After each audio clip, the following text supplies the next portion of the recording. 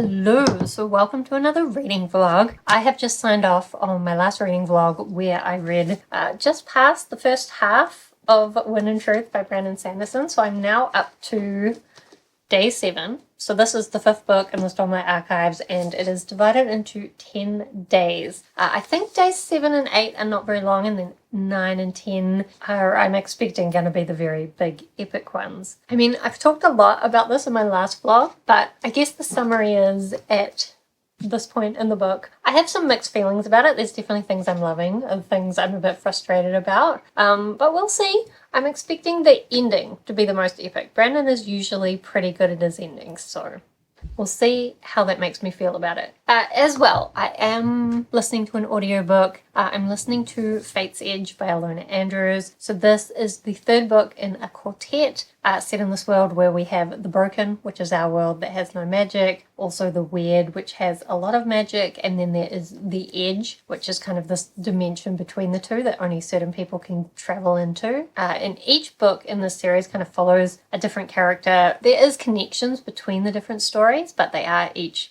kind of a different romance. So these are like paranormal romance, urban fantasy type stories. Ilona, the author, is one of my favorite authors. I especially really like the Kate Daniels series by them, but I have also really liked the Innkeeper Chronicles and the Hidden Legacy series. To be honest, I'm running out of Ilona stuff to read. So the Edge novels aren't necessarily my favorite by Ilona, but I am still having a lot of fun with them. So we'll be continuing that as well. And I don't know what else. I guess we're going to get the start of 2025, so we'll see how that year goes.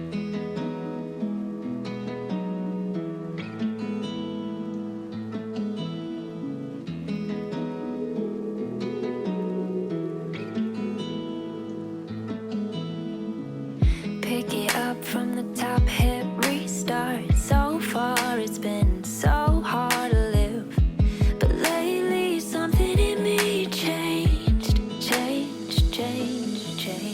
Let it go, let it be.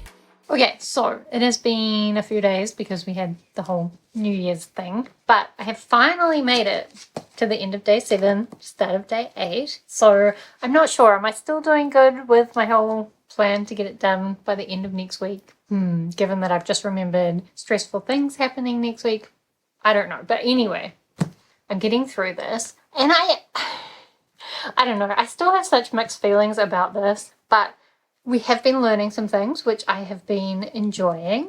I'm actually trying to remember, because it took me a little while to get through day 7, what actually happened at day 7? Where was the start of it? I've kind of forgotten. Yeah, day 7 was shorter, so in some ways not that much happened, but right kind of near the end we learned something. I'm pretty sure day 7 as well was where we had this scene which is kind of like an awkward boys holding hands kind of scene, like a bit of a romance thing.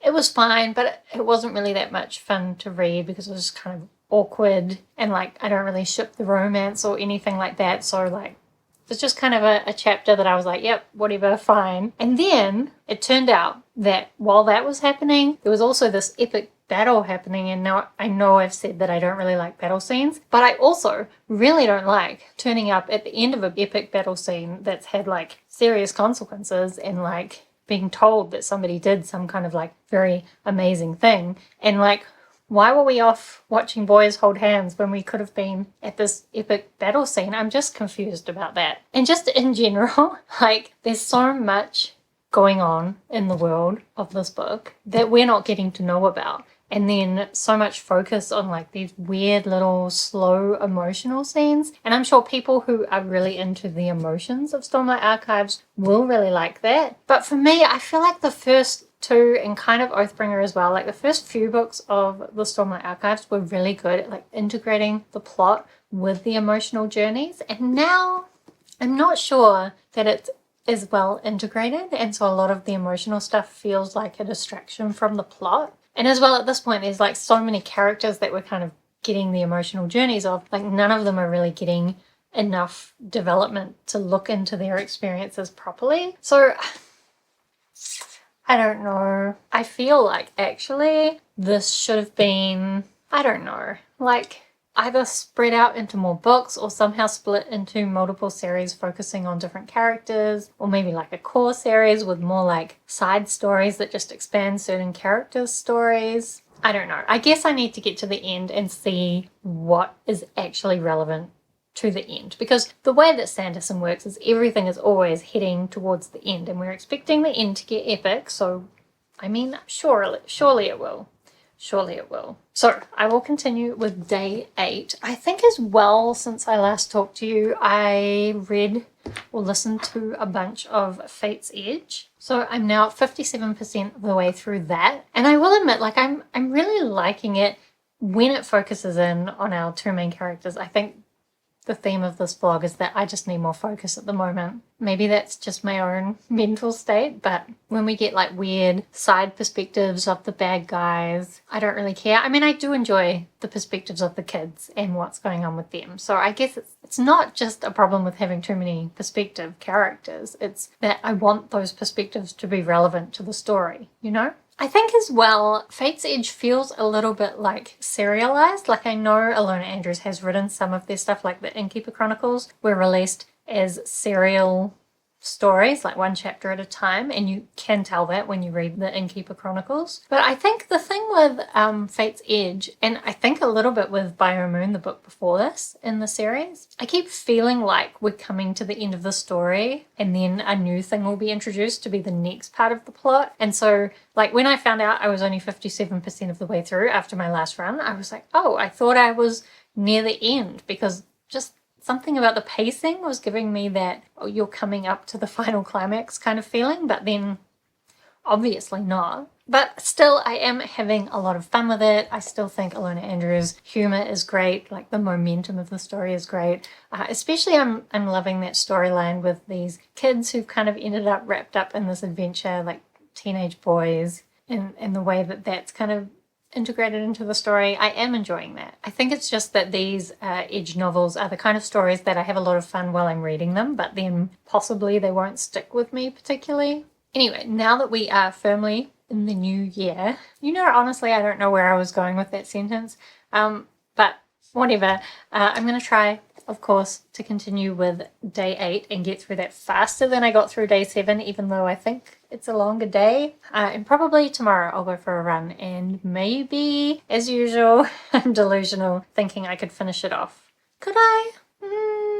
It's in the realms of possibility. I guess we'll see.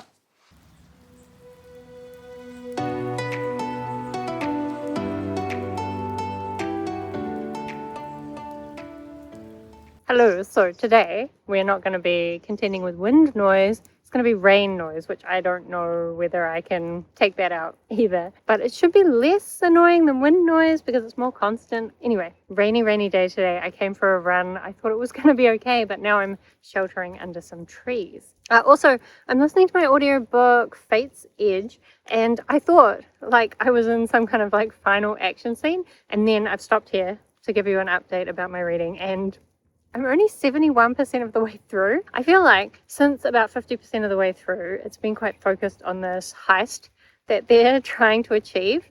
And so I kind of forgot, I think, that this heist is like an interim step to the final goal. So I've enjoyed the focus of this heist and I've been feeling very engaged in it. But now I'm like, oh, that's right. Once we finish this, we've still got a whole nother thing to go.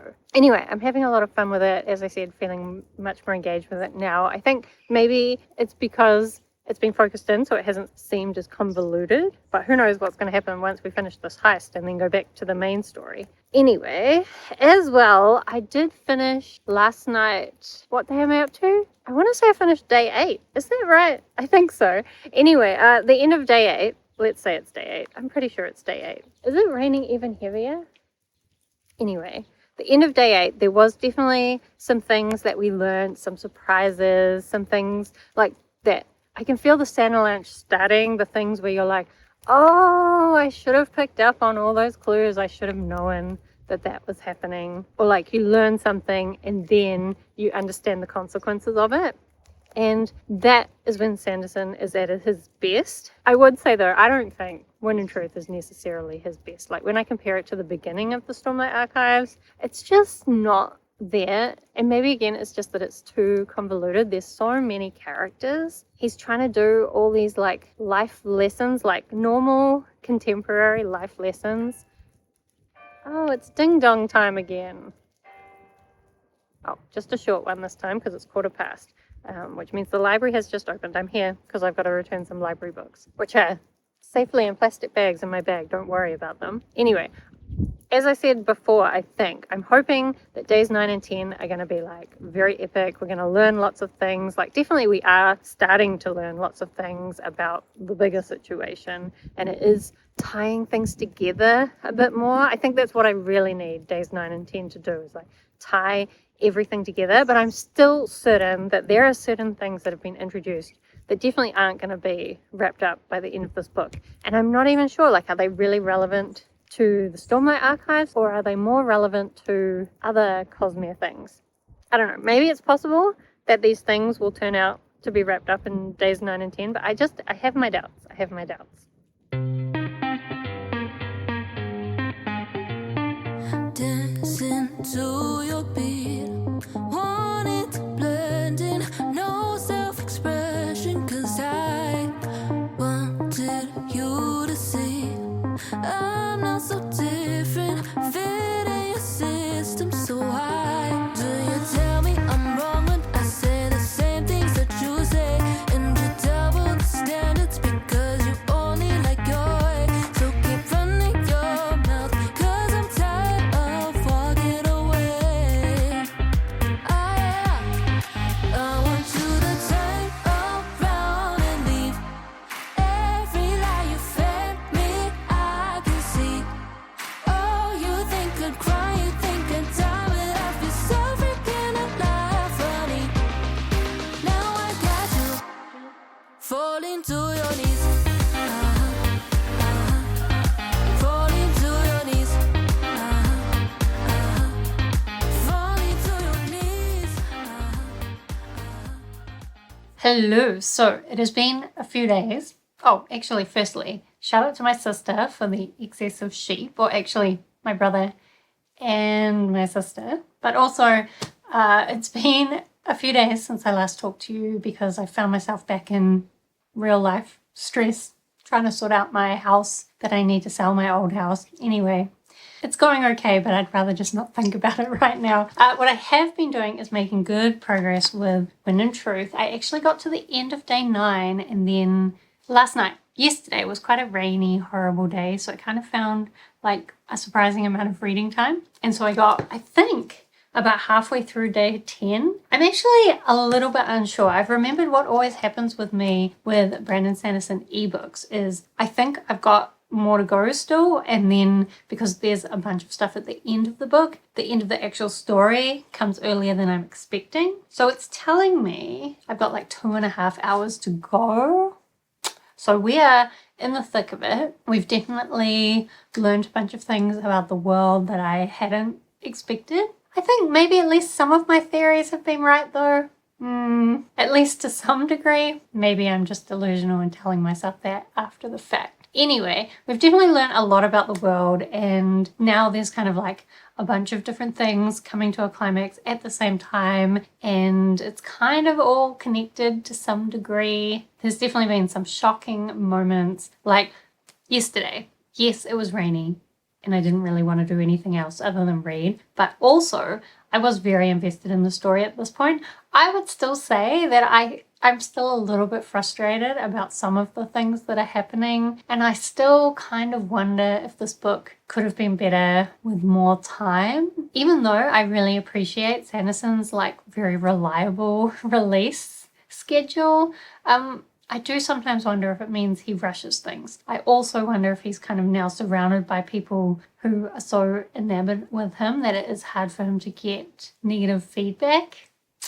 That's the cost of success, I guess. Anyway, I mean, I always feel like I'm coming across very negative, and I definitely have criticisms with this, but also I'm so excited to get to the end of it and see what's going to happen. Like, I kind of wanted to just stay up last night and finish it off, but I knew that would be a bad decision given other life stuff I need to be like well rested for. But I definitely should be able to finish it over the next day or two. So that's exciting. Do I have anything else to say about it? Not really, because I can't say most of it because spoilers. As well though, audiobooks. I think since I last talked to you, I finished listening to Fated Edge. Yeah, that must be right. I've since then been listening to a different audiobook. So what did I think about Fated Edge? I liked it. It was fun.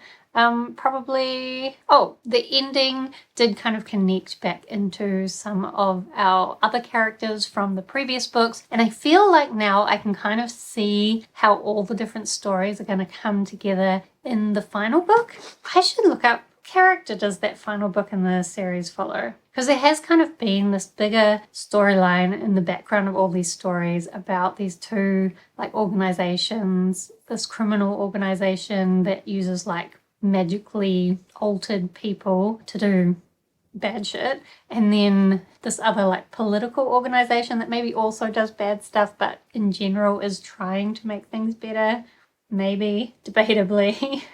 So I feel like the last book is kind of going to bring that conflict to a head, or at least a particular part of that other bad organization has got to die, right? They've got to. The final book, Charlotte Danae. Do I remember meeting Charlotte and Richard? Okay, so the last book follows Charlotte and Richard. I have no idea who they are, so I guess we'll see. But I still definitely expect to see some of the characters from the previous books. And that's always my favourite bit. Always. Then as well, since I finished that off, I did start listening to Theft of Swords by Michael J. Sullivan. So this is the first book in the Riyria Chronicles, which is part of the bigger Riyria series. I wanted to pick this up for myself, but also I'm picking it up at the moment because Joshana's doing a reread of the series, or like a read-along of the series this year, although I've kind of ruined it because she's starting with, she's reading things I think in like chronological order and I'm reading them in publication order, and I'm questioning now whether I should attempt to change my plans. Because what I will say, I think I'm already like 40% of the way into Theft of Swords, and there are a lot of references into the past and the history of the world. And I know Joshana said she really liked having read the stories that were set in that past and history and then seeing how that history had kind of been misunderstood or like changed over time. But of course I haven't read any of that. So even though I know that's probably what's happening, I'm not getting that experience.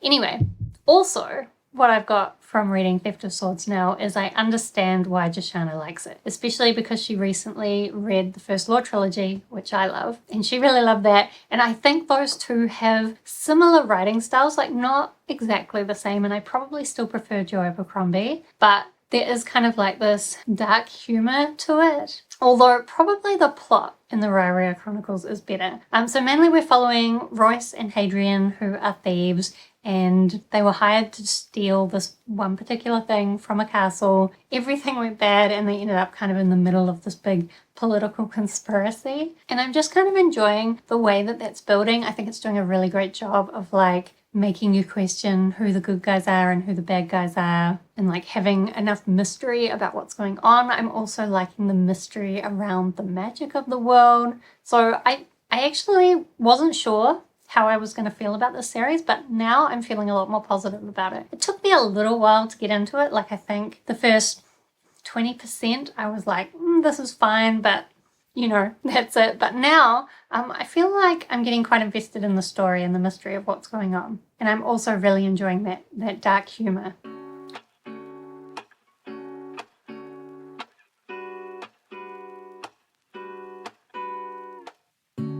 Lazy Sunday mornings, hiding under covers. I don't mind staying. Okay, so I have done it. I finished Wind and Truth.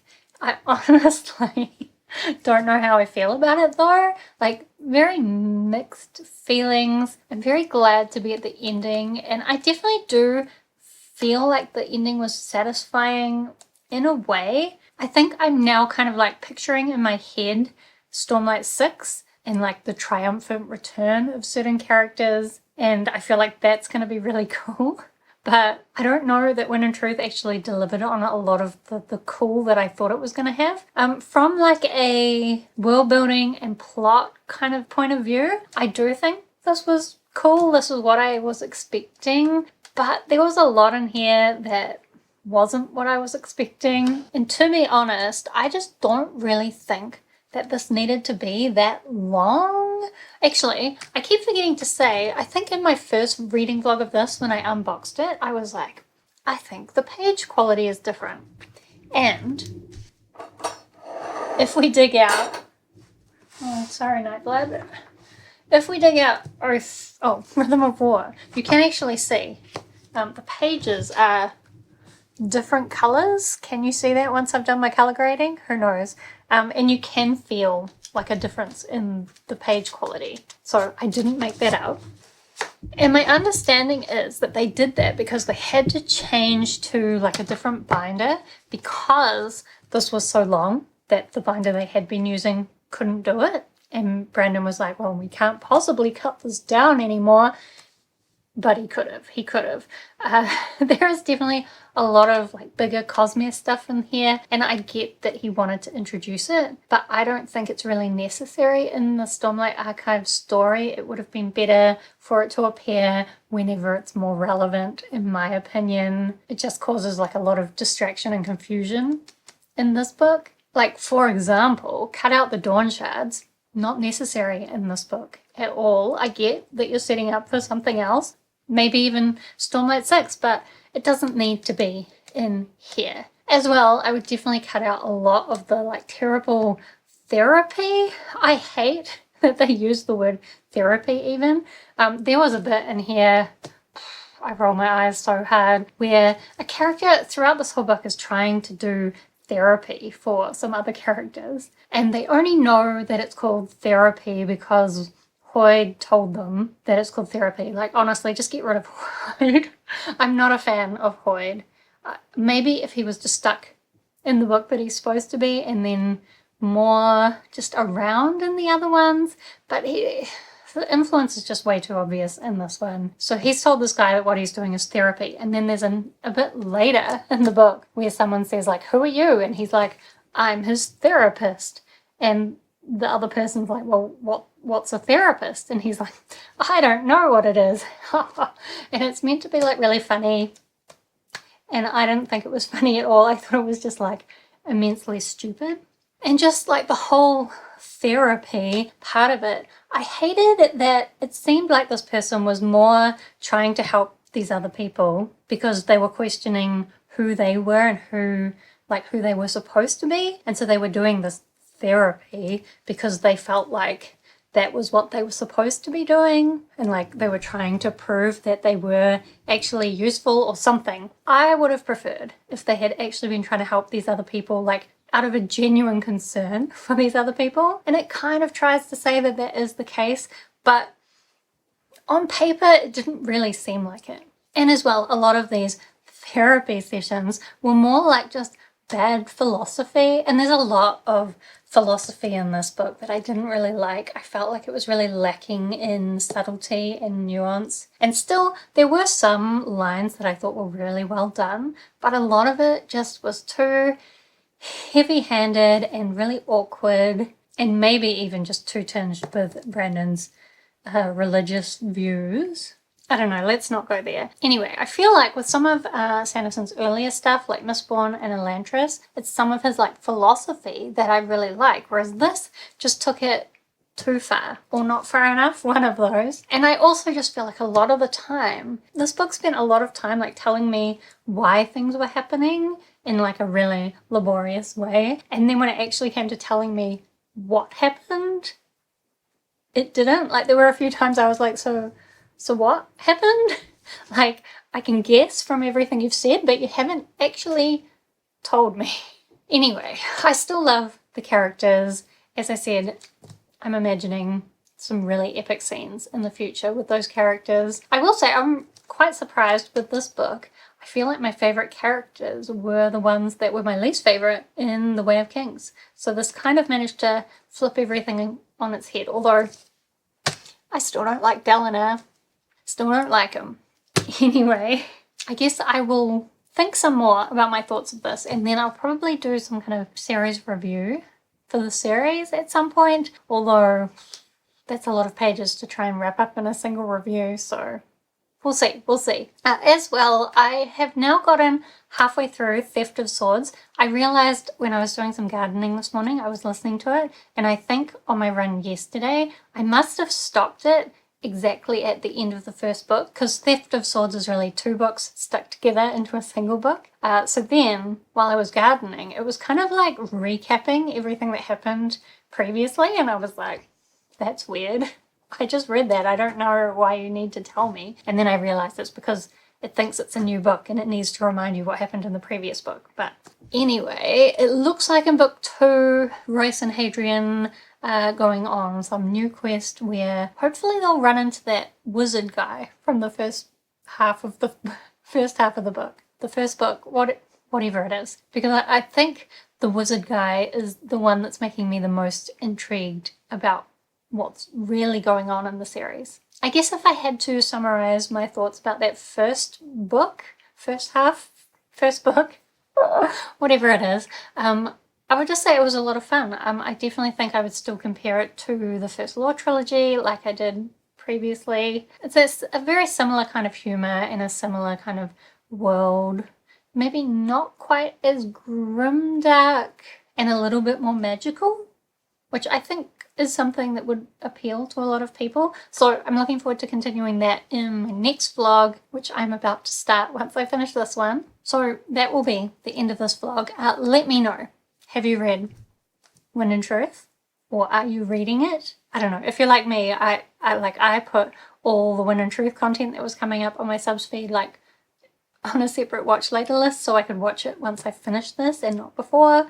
But I have tried to be fairly spoiler-free in this. Anyway, I would love to know your thoughts on the Stormlight Archives or Wind and Truth or any of that. Or I guess the Riyria Chronicles as well, since I've been reading that. Did I read anything else? Oh, I read Fate's Edge, but I don't know. I don't feel like I often come across people who've read that series. Anyway, do subscribe if you'd like to see more of my bookish videos. Otherwise, thank you so much for watching. I hope that you are doing well, and I will see you next time.